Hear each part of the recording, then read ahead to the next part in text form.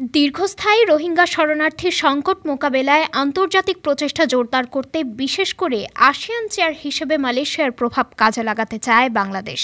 গত সপ্তাহে মালয়েশিয়ায় ৩ দিনের সফরে আসা বাংলাদেশ সরকারের প্রধান উপদেষ্টা প্রফেসর ডক্টর মোহাম্মদ ইউনুস দেশটির জাতীয় সংবাদ সংস্থা বার্নামাকে দেয়া এক বিশেষ সাক্ষাৎকারে বলেছেন, রোহিঙ্গা শরণার্থীদের আশ্রয় দেওয়ার অভিজ্ঞতা এবং আসিয়ানের নেতৃত্বের অবস্থান মালয়েশিয়াকে একটি অনন্য অবস্থানে দাঁড় করিয়েছে। মালয়েশিয়া এই আলোচনায় তার প্রভাব ব্যবহার করবে যাতে এই সমস্যার সমাধান হয় বলে আশা ব্যক্ত করেছেন ডক্টর ইউনুস। তিনি আরও সতর্ক করে বলেছেন, মিয়ানমারের রাখাইন রাজ্যে আরাকান আর্মি ও সরকারি বাহিনীর মধ্যে চলমান সংঘর্ষের কারণে শরণার্থীর সংকট আরও গভীর হয়েছে। ফলে নতুন করে রোহিঙ্গারা সীমান্ত পেরিয়ে বাংলাদেশে প্রবেশ করছে।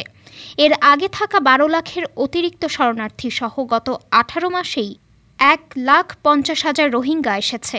এটি ক্রমেই আরও জটিল হচ্ছে। সবচেয়ে খারাপ বিষয় হলো যুক্তরাষ্ট্র তাদের রক্ষণাবেক্ষণের জন্য সমস্ত তহবিল বন্ধ করে দিয়েছে। তাই এটি একটি বিশাল সমস্যা। প্রধান উপদেষ্টা জানান, রোহিঙ্গা সংকটের টেকসই সমাধান খুঁজতে আগামী কয়েক মাসে ৩টি আন্তর্জাতিক সম্মেলন আয়োজন করা হবে। প্রথমটি অনুষ্ঠিত হবে এ মাসের শেষে কক্সবাজারে, যেটি রোহিঙ্গা শরণার্থীদের দায়িত্বভার গ্রহণের ৮ম বার্ষিকীর সঙ্গে মিলে যাচ্ছে। দ্বিতীয় উচ্চ পর্যায়ের বৈঠক অনুষ্ঠিত হবে সেপ্টেম্বরে জাতিসংঘ সাধারণ পরিষদের অধিবেশনের ফাঁকে। আর তৃতীয়টি বছরের শেষে দোহা, কাতারে অনুষ্ঠিত হওয়ার পরিকল্পনা রয়েছে। ডেস্ক রিপোর্ট, আজ বার্তা।